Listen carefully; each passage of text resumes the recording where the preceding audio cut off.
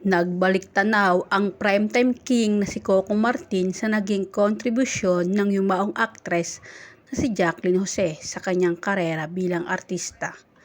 Sa burol ng batikang aktres, inilahad ni Coco kung paano naging parte ng kanyang buhay si Jacqueline Jose na itinuring na niyang ina. Napakalaki po kasi ng parte ni Miss Jacqueline Jose or ni Mami Jane sa buhay ko.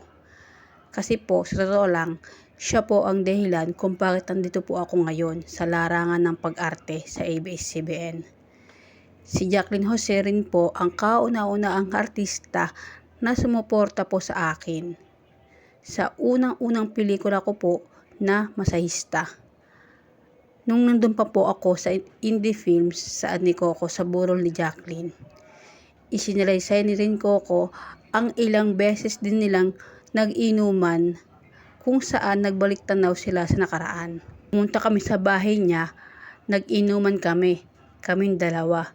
Nag-reminisce kami, pinagkwentuhan namin simula nung paano niya ako tinulungan hanggang sa sinabi ko, Mami Jane, alam mo, sa totoo lang, kung ano man ako ngayon, meron ako, kung ano man nangyari sa pamilya ko, kung ano man inabot ko sa buhay ko, lahat yon dahil sa'yo. Kasi ikaw, dahil sa'yo, ikaw yung nag-convince sa akin na pumunta ako doon sa ABS-CBN. Doon sa show na pinibigay sa akin ni Direk Andoy. Sobra ako nagpapasalamat sa kanya at ikinuwento niya sa akin doon kung gaano niya kamahal ang kanyang mga anak. Sobra. Emosyonal na saad ni Coco. Matatandaan na nagkasama ang dalawa sa ilang mga indie films at ilang palabas sa telebisyon. Huling nagsama ang dalawa sa hit seryeng FPJ Ang Batang Quiapo na pinagbibidahan ni Coco.